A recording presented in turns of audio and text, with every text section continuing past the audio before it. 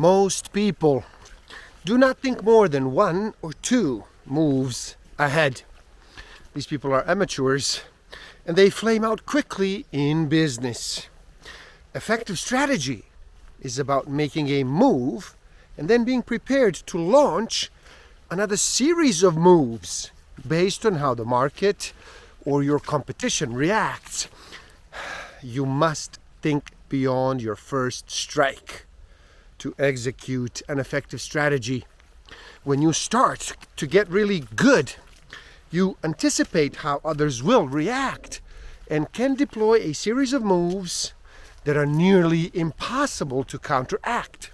64,000 is the median number of words per book. Average person reads about 200 words per minute. Simple math will tell us that is 1 book in 320 minutes. To accomplish this in 7 days, numbers say you would have to read for 45 minutes a day.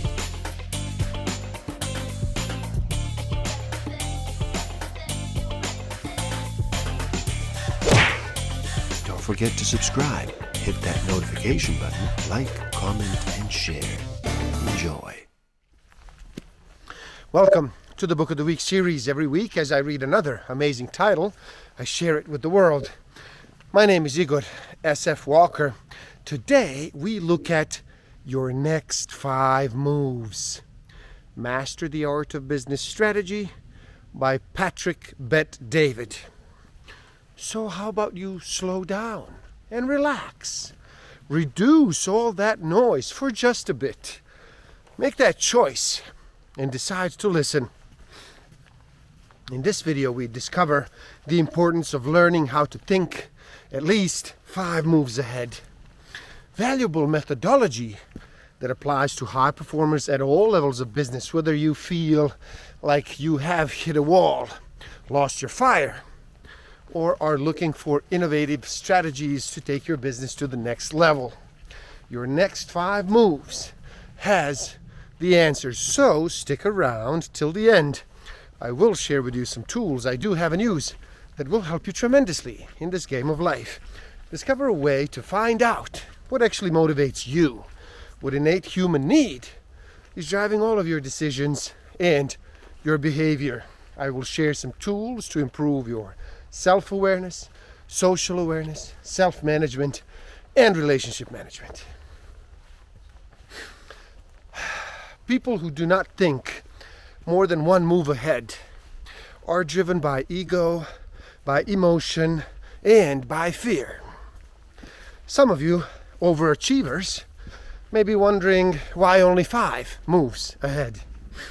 There are 2 reasons. First, 5 moves is the actual sweet spot of thoughtful strategy and swift action. Thinking too many moves ahead can lead to paralysis by analysis. 5 moves is enough to make sure you are anticipating future outcomes and seeing moves and counter moves. Now, the second reason is that on a macro level, there are 5 moves that you do need to master to succeed in business. The simple questions in business, they are usually binary. The answers are either yes or no. Now, the trap is believing that all answers are binary. The answer to any question is actually a series of moves deployed in the proper sequence. Now, experts often make things worse by giving yes or no answers as if everyone fits into the same box. They don't. The biggest problem I see is a lack of planning. Enthusiasm can be powerful as long as it is coupled with planning 5 moves ahead. Too many people want to make move number 5 without first going through the first 4 moves. There is a sequence to it.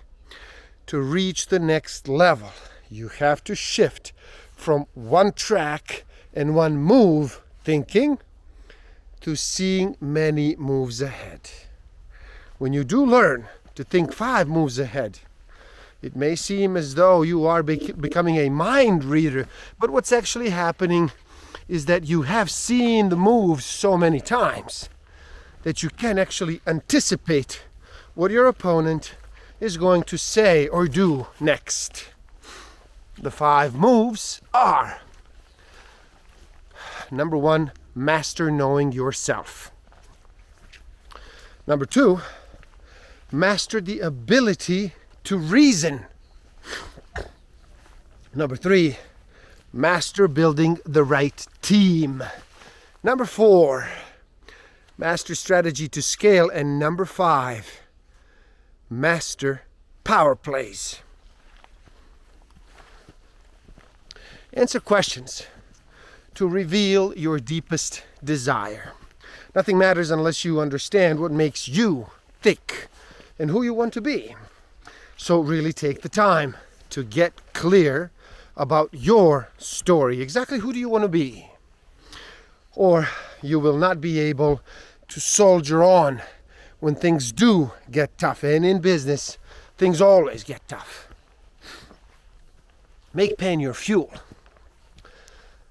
The only thing separating us from greatness is actually a vision and a plan for achieving this greatness. When you are fighting for a cause, a dream, something greater than yourself, you will find the enthusiasm, passion, and joy that do make life a great adventure. The key is identifying your cause and then knowing who you want to be.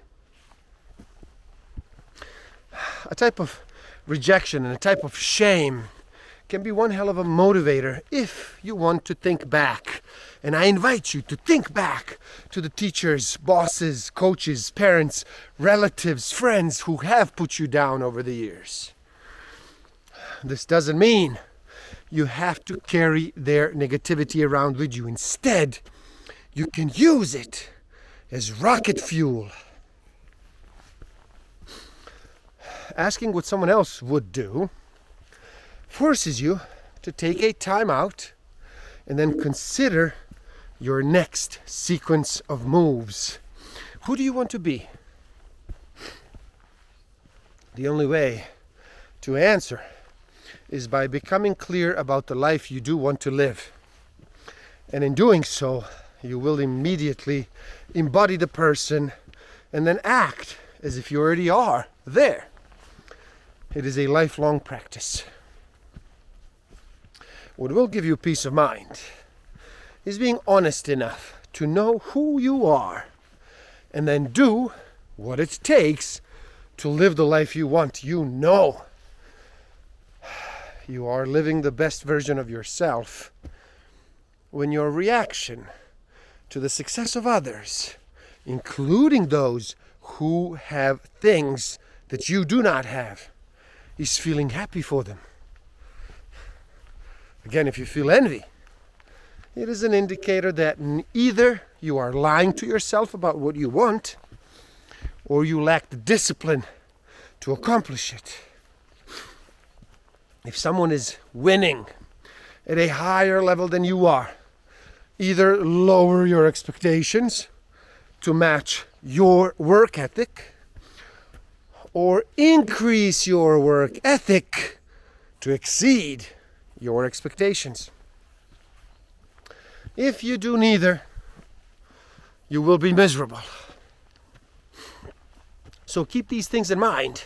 Your vision must align with who you want to be. Your choices must align with your vision.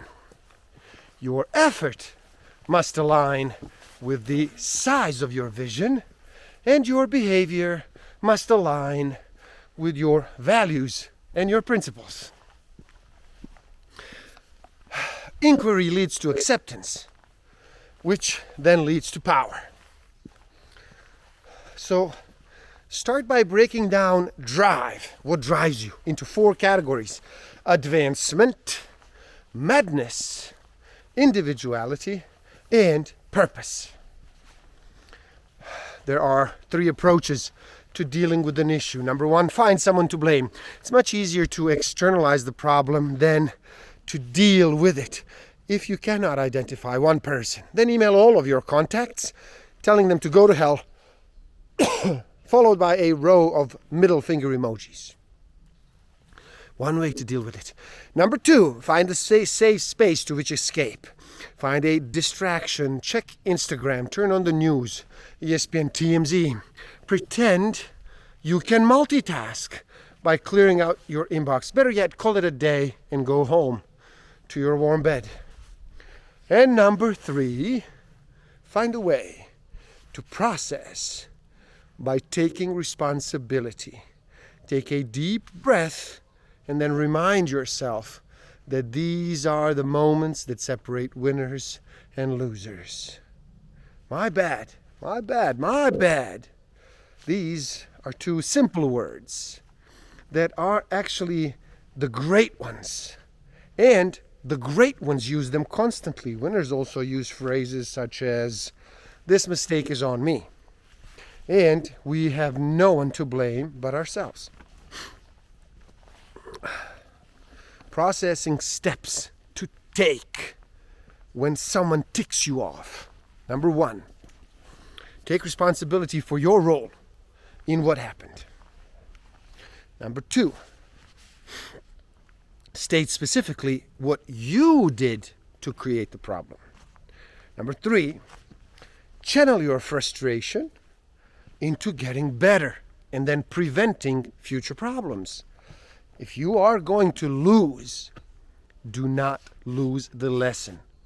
Again, you're going to use experiences to become either bitter or better. Every master of the chess and in business learns from studying the moves that actually led to defeat, and rather than the ones that led to victory. The 8 traits of great processors. Number one, they ask a lot of questions.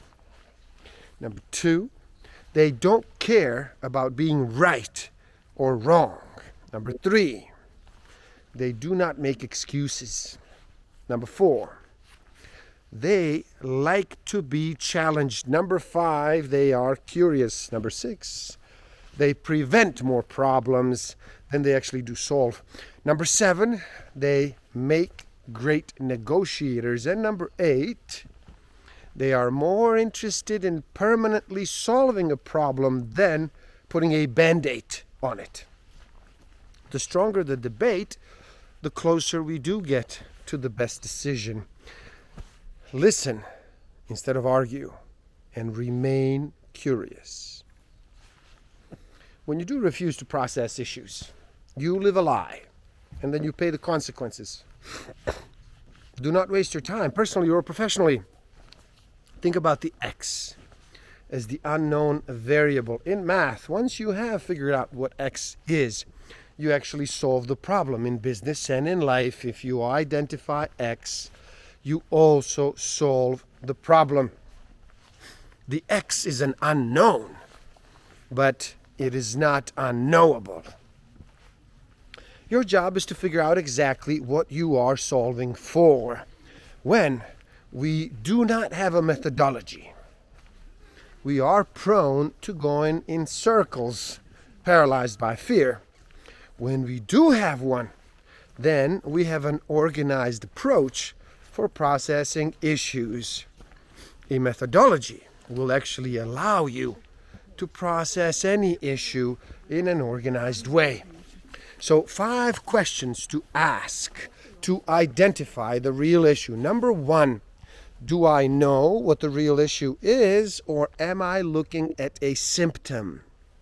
Number 2, does the team have the data regarding the real issue?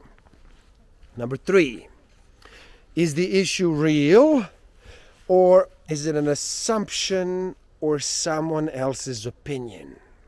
Number 4, is there a tangible issue, or is it simply a hurt ego? And number 5, am I thinking emotionally or am I thinking logically? If you always want to be right or always fear that you are wrong, you're going to have trouble processing absolute right or wrong. Act like processing roadblocks. It is okay to make mistakes. It is the willingness to examine your mistakes that will prevent you from making them again. Think about these 3 questions. Number 1, what benefits are you currently offering to others? Number 2, in what way do people improve by associating with you? And then number 3, how many lives have you changed positively in the past year? Inspect the language you use to communicate with your teammates, with your leaders. Is it one that creates trust or doubt? Ask questions to understand what people do care about most and speak the language that moves them. Make a list of your top 5 team members and then identify their key motivators. There are 4 ways to accelerate. Increasing the speed of the following 4 factors will enable your business to move faster. Number 1, functioning speed. This is the support system you provide to your team. Number 2, processing speed. There are a number of functions of processes that make your organization go. How quickly do you get your product from A to Z? Number 4, expansion speed. This is about how quickly you move into new markets, make acquisitions, and introduce new products. What is the average time it takes you to enter a new market if you are a retailer? And number 4, timing speed.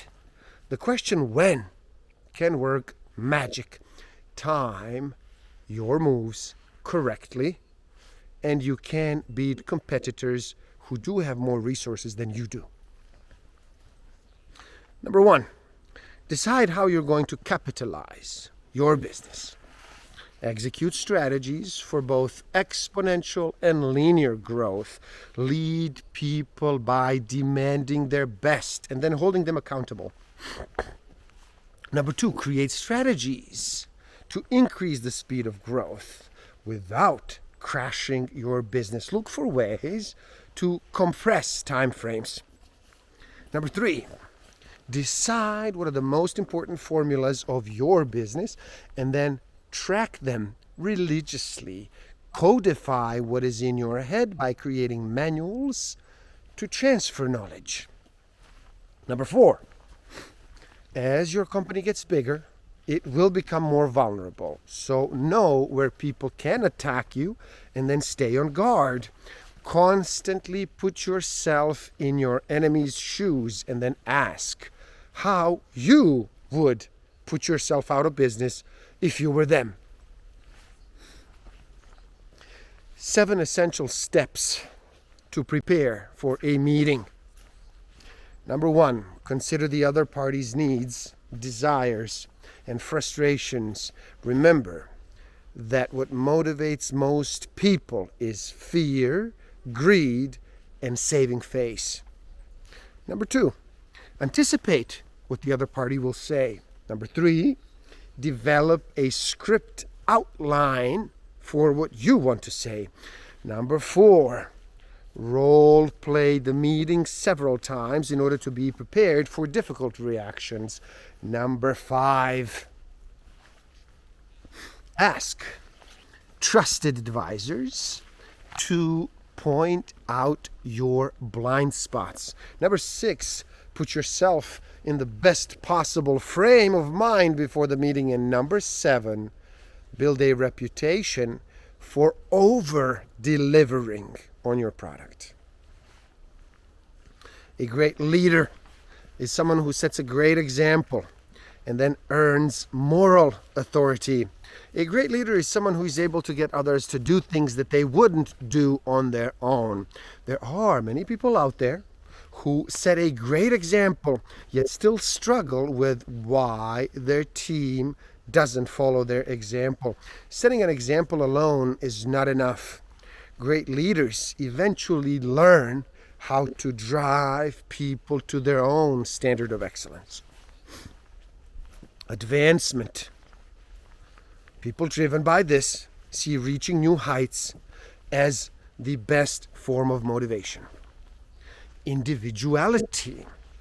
The language to speak to this group is what their future life can look like if they give everything they do have.